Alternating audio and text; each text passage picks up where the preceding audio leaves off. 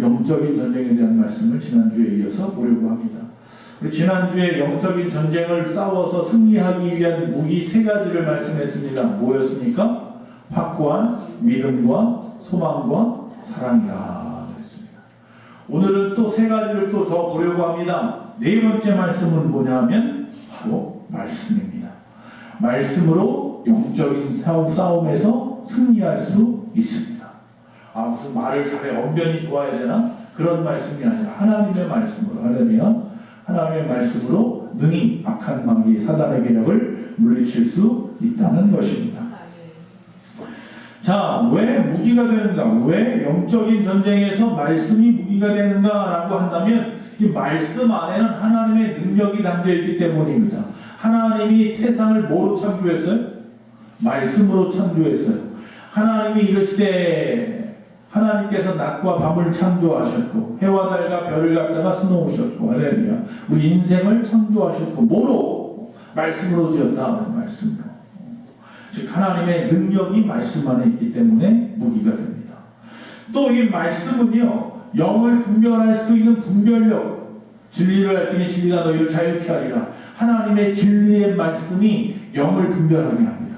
그래서 거짓된 것이 무엇인지 참된 것이 무엇인지를 구별할 능력을 줍니다. 그래서 힘이 됩니다. 이 말씀은 또 특별히 우리를 변화시키고 새롭게 합니다. 여러분 믿음은 들음에서 난다고 했습니다. 우리가 말씀을 들음으로 말미암아 우리가 새롭게 됐습니다. 우리가 변화되었습니다. 할렐루야. 그런 능력이 어디에 있다? 말씀에 있다. 그래서 말씀은 네 번째 영적인 무기가 되는 것입니다. 성경에 보면 예수님이 시험을 당하십니다. 3번에 걸쳐서 시험을 당하시는데 뭐로 이겼다? 말씀으로 이겼다. 할렐루야. 말씀으로. 사탄아 물러가라. 말씀으로. 자, 그리고 또 하나 말씀에 대한 내용이 전신갑주 바울의 비유의 말씀에 나옵니다. 에베소서 6장에 보면 6가지 전신갑주를 입으라. 영적인 싸움을 싸우기 위해서 필요한 거다라고 말하는데 그 중에 하나가 뭐냐면 말씀의 성령의 검이라 이렇게 되어 있습니다. 말씀이 바로 뭐라고요? 성령의 검이라. 6가지 무기는 뭐예요? 투구도 있고 방패도 있고 또 이제 신발도 있고 갑옷도 있고 다 있지만 허리띠도 메고 다 하지만 그 모든 것은 전부 다 방어용이에요. 정말로 전쟁에 필요한 공격용 무기는 하나밖에 없어요. 성령의 검이다. 그게 뭐라고요? 말씀이에요. 그래서 말씀으로 물리치는 예수의 이름으로 명하노니 물러갈지어다. 할렐루야. 말씀으로 물리치는 거예요. 사탄도 말씀을 알까요? 모를까요? 잘 알아요. 사탄이 어떻게 보면 우리보다 더 잘 알아요. 그래서 사탄은 이단들을 세우고 이단들은 말씀을 갖다가 자기들의 입맛에 맞추어서 그 말씀대로 콘텐츠를 갖다가 따가지고 필요한 말씀만을 달달달달 외워서 많은 사람들을 넘어뜨리려고 합니다. 그러니 우리가 말씀으로 무기를 삼지 않으면 그들과 싸워서 이길 수가 없는 거예요. 그래서 우리는 늘 말씀으로 무기 삼아야 되는 겁니다. 그들은 끊임없이 이야기합니다. 야, 성도들은 성경을 잘 모른다. 그러니까 너희가 성경만 잘 인용하면 성도들이 두 손 들 수 있어. 이렇게 말하는 거예요. 히브리서 4장 10절 다 같이 큰 목소리로 읽겠습니다. 시작. 하나님의 말씀은 살았고 운동력이 있어 좌우의 날선 어떤 검보다 예리하여 혼과 영과 관절과 골수를 찔러 쪼개기까지 하며 또 마음의 생각과 뜻을 감찰하나니. 할렐루야. 이런 능력이 어디에 있다고요? 하나님의 말씀에 있다고요. 그래서 우리는 끊임없이 말씀을 낭송하고 묵상하고 선포하고 말씀대로 행해야 하는 거예요. 그래서 요한계시록에도 말씀을 전하는 자, 말하는 자, 또 듣는 자, 그리고 말씀을 지키는 자가 복이 있다 그랬습니다. 이처럼 말씀은 우리의 영적인 무기가 됩니다. 그래서 이 말씀에는 어떤 것들이 있느냐? 첫째로 인격적인 말씀이 그리스도가 말씀이시고요. 둘째로 우리가 기록된 성경이 말씀이고요. 셋째로 우리가 선포된 지시한 선포된 이 말씀이 바로 말씀인 거예요. 그래서 그 말씀으로 악한 적과 싸우는 거예요. 그러니까 이 시간에 지금 뭐 하는 시간이에요? 말씀을 듣고 그 말씀으로 악한 마귀와 싸우는 거예요. 나를 넘어뜨리고 쓰러뜨리려고 하는, 나를 지금 괴롭히고 있는 그 무엇과 지금 이 시간 들음으로 말미암아 여러분이 아멘함으로 말미암아 할렐루야 말씀으로 싸우고 있는 중이에요. 이 말씀을 잘 들으시고 이 말씀을 잘 마음에 새기시고 그 말씀으로 살아감으로 승리하시는 저와 여러분 되기를 간절히 축원합니다. 잠언서 13장 13절 말씀을 또 있습니다. 시작. 말씀을 멸시하는 자는 패망을 이루고 계명을 두려워하는 자는 상을 얻느니라. 할렐루야. 믿으십니까? 말씀을 멸시하는 자는 망하게 되어 있습니다. 말씀대로 사십시오. 자, 그래서 다섯 번째죠. 오늘은 두 번째고, 바로 승리의 비결, 영적인 전쟁의 승리에 대한 비결. 두 번째는 순종입니다. 말씀을 읽고 듣기만 해서 되는 게 아니에요. 그 다음에 뭐 해야 돼요? 순종하는 거예요. 순종이 왜 무기가 되느냐? 하나님의 권세와 연결되기 때문에 그래요. 하나님의 권위를 순종하는 거예요. 내가 뭘 순종해요? 세상에 어떤 물질을 순종해요?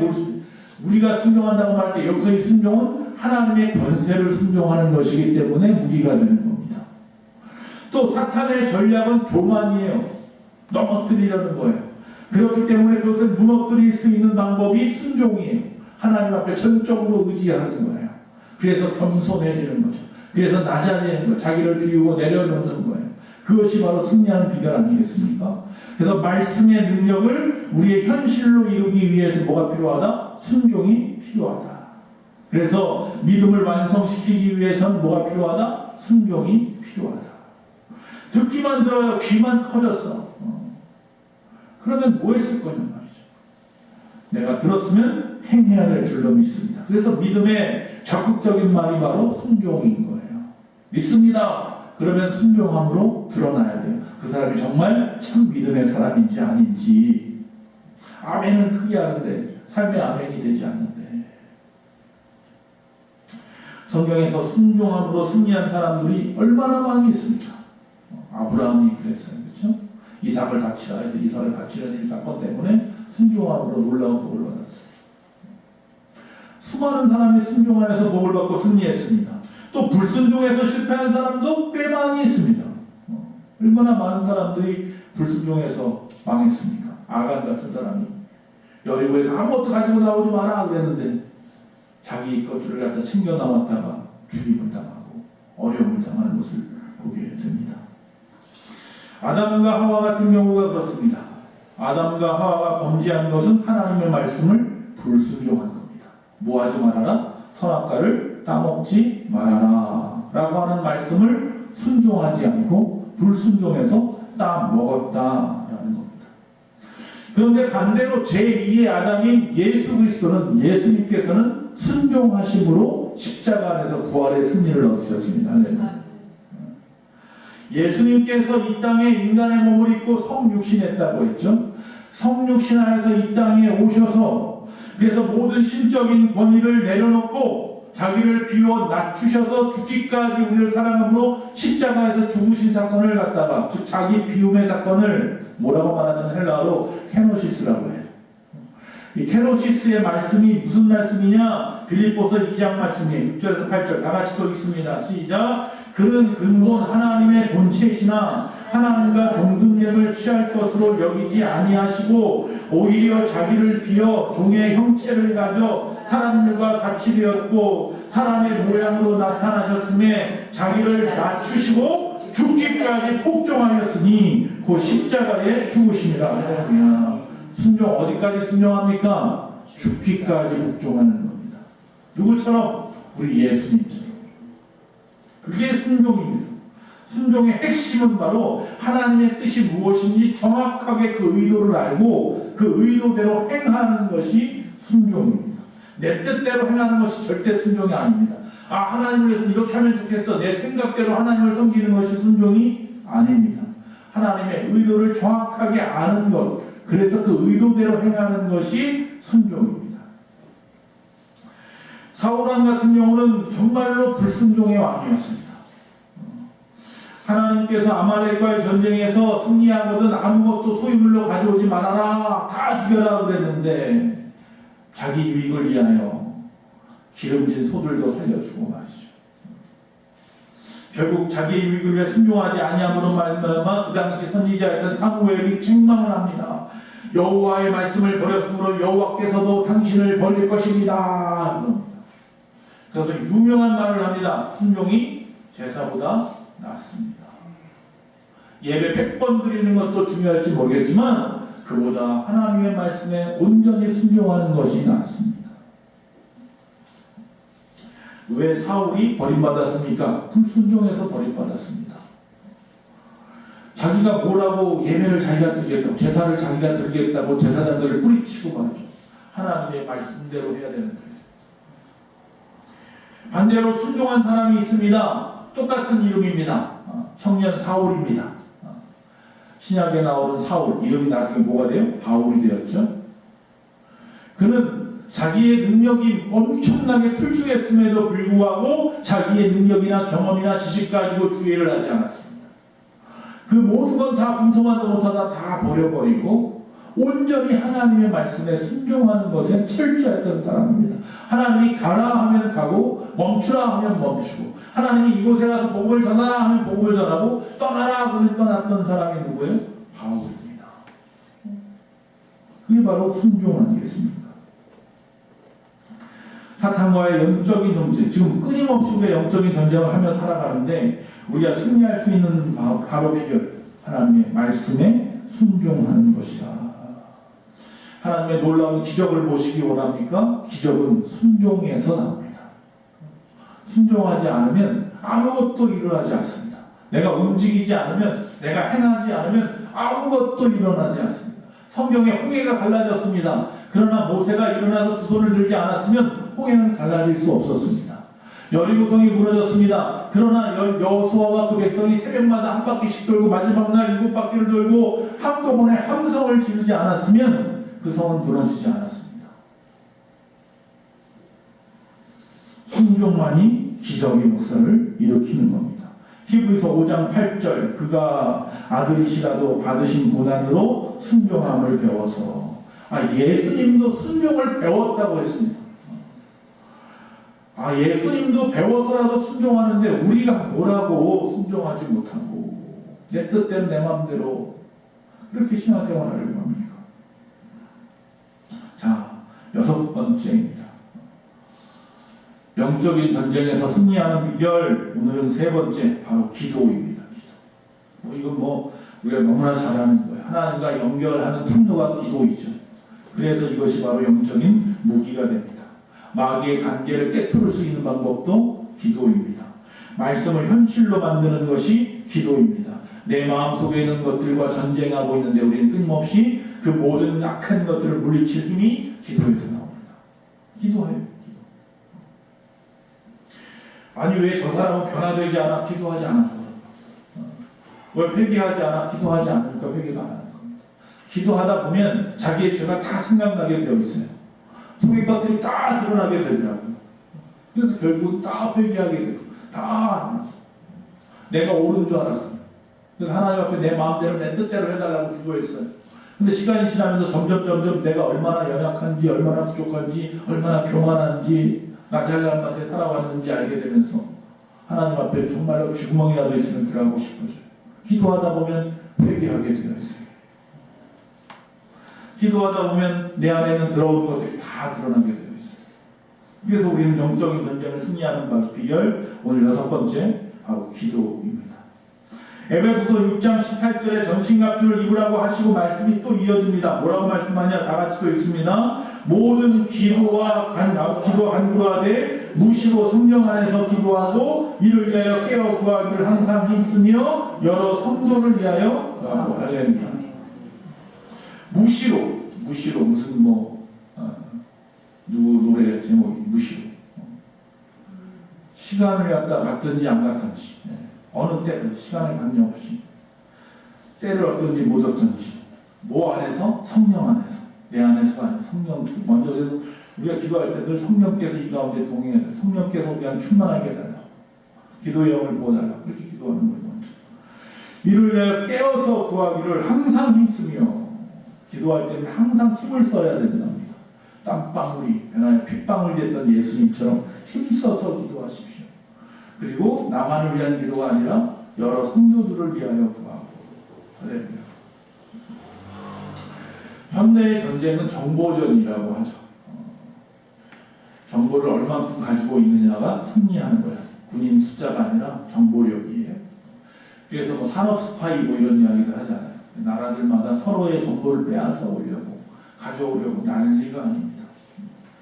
기도는 바로 하나님의 정보력을 가져오는 겁니다. 하나님이 가지고 있는 모든 것들을 나에게 흘러오게 하는 방법이 기도입니다. 물론 기도는 단순히 전능하신 하나님의 정보를 수집하는 것만이 아니라 하나님과 깊은 대화를 하는 방법이죠. 그리고 하나님과 동행하는 방법이고 하나님과 교통하는 방법이죠. 그래서 기도하는 겁니다. 그래서 가장 중요한 기도는 하나님의 뜻을 발견하고 그 뜻대로 인도함을 받는 겁니다. 그러기 위해서 우리는 하나님 앞에 기도하는 것입니다. 모든 기도는 이루어지게 되어 있습니다. 여러분이 주여 하고 시작하는 그 기도는 무슨 일이 있어도 하나님이 들으셨으면 응답하십니다. 하나님이 들어놓고 응답하지 않는 기도는 이 세상에 없습니다. 여러분이 예수님의 이름으로 기도했다면 하나님은 다 들으십니다. 왜? 예수님을 하나님께서 중보자로 세우셨으니까. 여러분이 기껏 기도해놓고 예수님의 이름으로 기도합니다 안 하면 그 기도는 하나님 앞에 들어가지 않을 거예요. 항상 예수님의 이름으로 기도합니다. 자, 기도가 이루어지는 방법은 크게 세 가지입니다. 첫째는 yes, 그래, 네 뜻대로 정확하게 이루어질게. 두 번째는 wait, 다시 말하면 뭐예요? 좀 기다려, 지금 아니야, 때가 되면 이루어질 거야. 세 번째는 no, 안 돼. 아니 왜 안 돼가 응답입니까? yes 하면 얼마나 좋아요. 하나님, 내 직장 문제, 내 사업 문제, 내 건강 문제, 내 물질 문제, 내 자녀의 문제, 내 환경의 문제, 하나님 도와주세요 기도했는데 하나님이 no 하면 안 믿을 거야 그럴 겁니다. 예수님이 어디 있어? 하나님이 어디 있어? 안 믿을 거야. 여러분, 왜 하나님이 no 하시는지 아십니까? no 하는 이유는 크게 두 가지입니다. 하나는 나나 우리 주변에 그대로 응답되면 오히려 해가 되기 때문일 수도 있습니다. 오히려 지금 약할 때 강한 거예요. 지금 약할 때 하나님 앞에 나와서 기도도 하고 열심히 신앙생활도 하고 주님 바라보려고 하고 뜻대로 하려고 하지, 잘 먹고 잘 살만 어떻게 돼요? 또 세상으로 나가서 세상 가운데 또 죄 짓고 또 많은 어려움 당하고 그렇게 할 거예요. 그래서 하나님이 노 하실 때도 있어요. 또 하나님의 영광을 가리기 때문일 수도 있어요. 의사가 칼을 쥐어야 사람을 살리는 거지 강도에게 칼을 주면 사람을 죽이는 거란 말이에요. 강도가 칼 주세요 하면 하나님은 안 주시는 거예요. 하나님의 영광을 위한 것들이에요. 세월이 지난 후에 알게 됩니다. 왜 그때 하나님께서 내 말씀에 노하셨을까? 시간이 지나고 나면 이래서 노하셨구나. 그래, 지금 지나고 보니 오히려 그때 노하신 것이 나에게 은혜였다. 그걸 깨닫는 날이 오게 될 줄로 믿습니다. 여러분, 기도할 때는 항상 성령 안에서 기도하십시오. 기도할 때는 말씀을 붙잡고 기도하십시오. 그리고 기도할 때는 끝까지 기도하는 겁니다. 모처럼 인디안 기우제처럼 항상 말씀드리죠. 비 올 때까지 제사를 지내는 거예요. 그래서 인디안의 지우제는 무조건 비가 오게 돼 있어요. 우리도 하나님 앞에 그런 마음으로 끈기 가지고 인내로 기도하는 거예요. 그리고 마지막 뭐예요? 감사하고 기도하는 거예요. 감사가 빠지면 기도가 아닙니다. 믿고 감사하십시오. 하나님이 응답하실 것을 믿고 감사하면서 기도하십시오.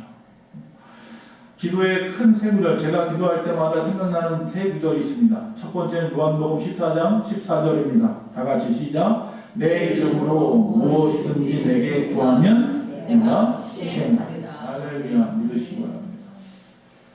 예수의 이름으로 무엇이든지 내게 구하면 하나님께서 뭐 한다고요? 시행하신대요. 마치 우리가 엘리베이터를 타고 몇 층을 딱 누르면 문이 딱 닫히면서 내가 원하는 층에 딱 내리는 것처럼 여러분이 하나님 앞에서 기도 시작하면, 하나님 안에서 하나님의 이름 예수의 이름으로 기도를 시작하면 정확하게 하나님이 시행하셔서 그 층에다 나를 딱 내려다 놓는다. 자, 자, 예레미야 33장 3절 너무나 잘 아는 말씀 다 같이 시작. 너는 내게 부르짖으라. 내가 내게 응답하겠고 내가 알지 못하는 크고 비밀한 것을 내게 보이리라. 부르짖으면 응답되는 거예요. 성경에서 보통 기도하라 그럴 때는요, 부르짖으라고 해요. 부르짖으라고. 부르짖으는 뭐예요? 소리를 고래고래 질러야만 된다는 이야기는 아니고요. 간절함이죠. 간절. 오늘 새벽에도 기도에 대한 말씀을 하면서 기도는 교회 종탑에 가서 그 종탑을 힘껏 잡아당기는 것과 같다고 했어요. 그 종소리가 띵 하고 땡 하고 울려서 온 세상에 퍼져나가는 것처럼 내 기도도 그렇게 하나님 앞에 하는 거예요. 주여 한번 외치십시오. 그러면 하나님 앞에 온 세상에 종소리 울리는 것처럼 들려야 돼요. 하나님의 귀에 들릴 때까지. 그리고 너무나 잘하는 말씀입니다. 마태복음 10장 7절에서 11절까지 세 가지 뭐예요? 구하라, 찾으라, 들으리라. 이건 점점 세지는 거예요. 강조예요. 강조. 구합니다. 그러다가 안 되니까 일어나서 벌떡 일어나서 막 돌아다니면서 찾는 겁니다. 그리고 나서 하나님 앞에 나가서 힘써서 막 두드리는 겁니다. 달라. 이렇게 기도하십시오. 할렐루야. 기도는 호흡이라고 했습니다. 숨 안 쉬면 죽는 겁니다. 뇌가 뇌사래 죽어버리고 그럼 뭐 죽는 겁니다. 영적인 생명을 유지하는 젖줄이 봐도 뭐다? 네, 기도입니다. 기도. 저희 어머니가 못 드세요. 음식을 거부하셔요. 그래서 며칠 동안 너무 힘들었어요. 아무것도 안 드시니까 그냥 물만 입에다 대도 막 토하시니까 그럼 돌아가시는 거예요. 그 방법이 없어요. 뭐 안 드시는데. 그래서 요양원에서 응급실에 가서 콧줄을 했어요. 코에다 줄을 하나 달아서 영양분을 주사를 이렇게 넣는 거예요. 불편하시죠? 막 짜증이 나시죠?